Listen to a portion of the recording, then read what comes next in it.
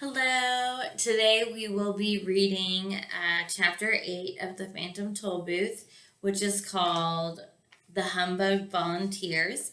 And if you remember, we have just left Milo and Talk at a great banquet where everybody was eating their words. Couldn't eat another thing, puffed the Duke, clutching his stomach. Oh my, oh dear, agreed the minister, breathing with great difficulty. Mumbled the earl, desperately trying to swallow another mouthful. Thoroughly stuffed, sighed the count, loosening his belt. Full up, grunted the undersecretary, reaching for the last cake. As everyone finished, the only sounds to be heard were the creaking of doors, the pushing of plants, the licking of spoons, and of course, a few words from the humbug. A delightful repast, delicately prepared and elegantly served, he announced to no one in particular. A feast of rare bouquet. My compliments to the chef, by all means, my compliments to the chef. Then, with a most distressed look on his face, he turned to Milo and gasped, Would you kindly fetch me a glass of water? I seem to have a touch of indigestion. Perhaps you've eaten too much too quickly, Miley remarked sympathetically. Too much too quickly, too much too quickly, wheezed the uncomfortable bug between gulps. To be sure, too quickly.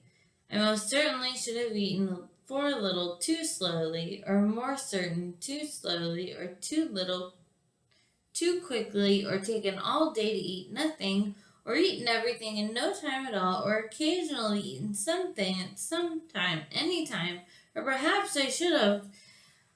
And he toppled back, exhausted, in his chair, and continued to mumble indistinctly. Attention! Let me have your attention, insisted the king, leaping to his feet and pounding the table. The command was entirely unnecessary, for the moment he began to speak, everyone but Milo talked, and the distraught bug rushed from the hall, down the stairs, and out of the palace. Loyal subjects and friends, continued Azaz, his voice echoing in the almost empty room.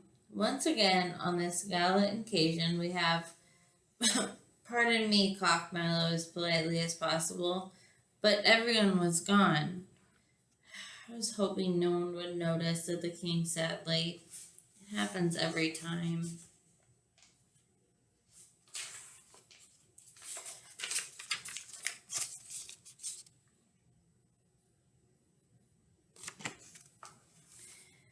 They've all gone to dinner, announced the humbug weakly, and just as soon as I catch my breath, I shall join them. That's ridiculous. How can they eat dinner right after a banquet? Asked Milo. Scandalous, shouted the king.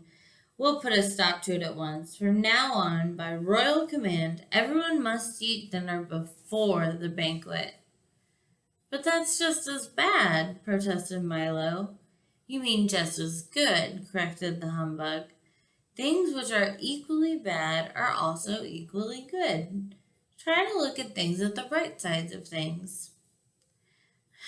I don't know which side of anything to look at, protested Milo. Everything is so confusing, and all your words don't make any sense. That's true, said the unhappy king, resting his regal chin on his royal fist as he thought fondly of the old days. There must be something we can do about it. Pass a law, the humbug suggested brightly. We have almost as many laws as words, grumbled the king. Offer a reward, offered the bug again. The king shook his head and looked sadder and sadder. Send for help, drive a bargain, pull the switch, pull a brief, flower the broom, tie the line, raise the bridge, raise the door, shouted the bug, jumping up and down, waving his arms. Then he promptly sat down as the king glanced furiously in his direction. Perhaps you might allow rhyme and reason to return, said Milo softly, for he had been waiting for just the opportunity to suggest it. How nice that would be, said Azaz, straightening up and adjusting his crown. Even if they were a bother at times, things always went so well when they were here.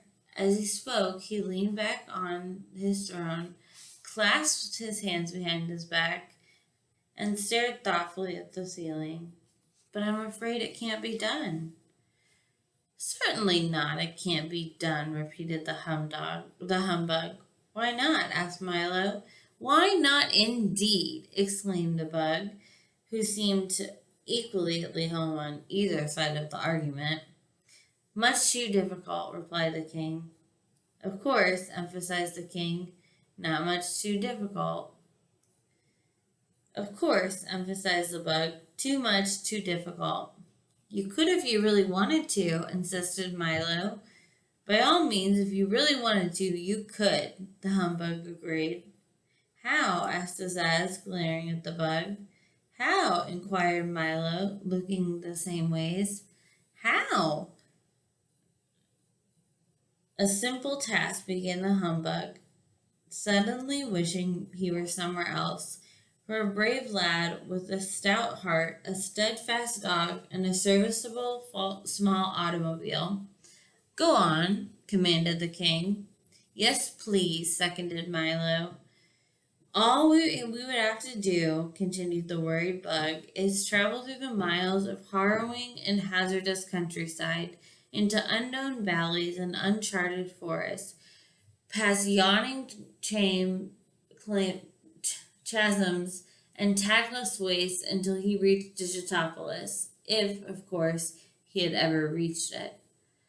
Then he would have to persuade the mathematician to agree to release the princesses, and of course he'd never agree with anyone to do anything that you agreed with. So anyway, if he did, you certainly wouldn't agree with it.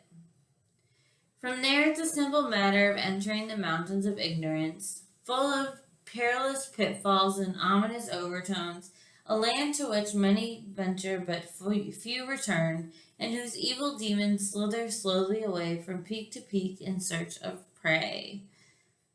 Then, an effortless climb up a 2,000-step circular stairway without railings in a high wind at night, for in those mountains it is always the night, into the castle in the air. He paused momentarily for breath and then began again. After a pleasant chat with the princesses, all that remains is a leisurely ride back through those chaotic crags whose frightening friends have sworn to tear any intruder limb by limb and devour him down to his left buckle. And finally, after the loud ride back, a triumphant parade, if of course there's anything left to parade, followed by hot chocolate and cookies for everyone. The humbug bowed low and sat down low for once, very pleased with himself. I never realized it could be so simple, said the king, smoking his beard and smiling his breath. Quite simple indeed, concurred the bug. It sounds dangerous to me, said Milo. Most dangerous, mumbled the humbug. Still trying to be an emergency with everybody? Who will make the journey? Asked Talk, who had been listening very carefully to the humbug's description. A very, very good question, replied the king. But there is one more far serious question.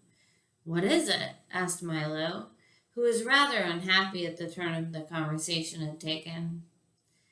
I'm afraid I can't tell you that only when you return, cried the king, dropping his glass 3 times. As he did so, the waiters rushed back into their room and quickly cleared away the dishes, the silver, the tablecloth, the table, the chairs, the banquet hall, and the palace, leaving them all suddenly standing in the middle of a place.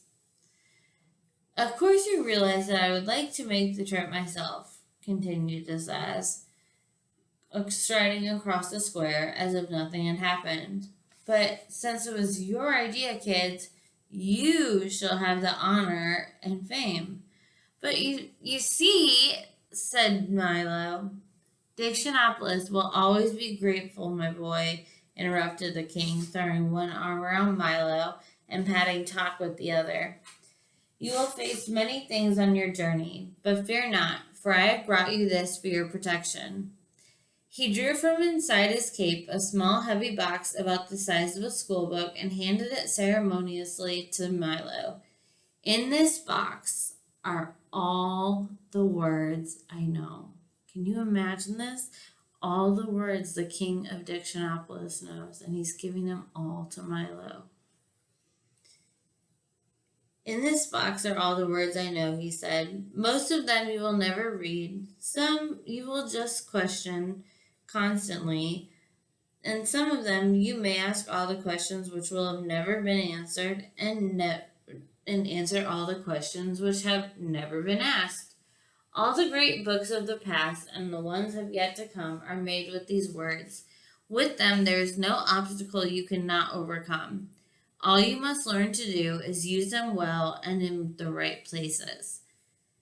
Milo accepted the gift with thanks, and the little group walked in the car, still parked at the edge of the square. Yes, Will, of course. Need a guide, said the king. And he knows the obstacles so well the Humbug has cheerfully volunteered to accompany you. Now see here, cried the startled Bug, for that was the last thing in the world he wanted to do. You will find him dependable, brave, resourceful, and loyal, continued Aziz, and the Humbug was so overjoyed by the flattery that he quickly forgot the object again. I'm sure he'll be a great help, cried Milo as they drove across the square. I hope so, thought Talk to himself, for he was far less sure. Good luck, good luck. Do be careful, shouted the king, and down the road they went. Milo and Talk wondered what strange universe lay ahead. The Humbug speculated on how he'd never become involved in such a hazardous undertaking, and the crowd waved and cheered wildly, for while they didn't care about anyone about anything, they were always pleased to see someone go.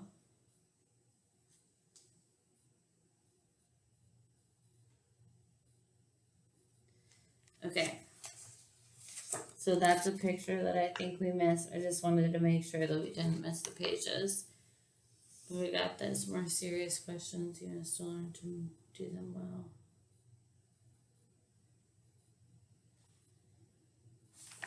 All right, that's what we got.